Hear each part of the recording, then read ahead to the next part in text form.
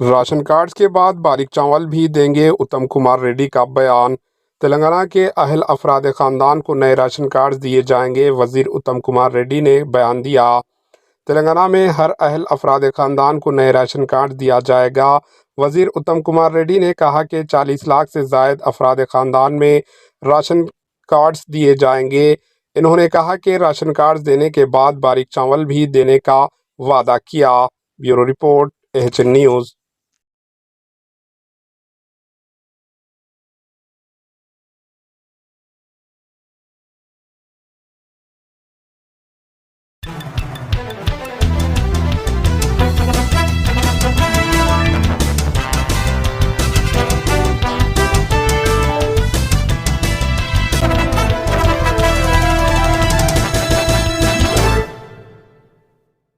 हमारे AHN news को subscribe करिए ताकि आपको नोटिफिकेशंस आते रहे वक्त पर।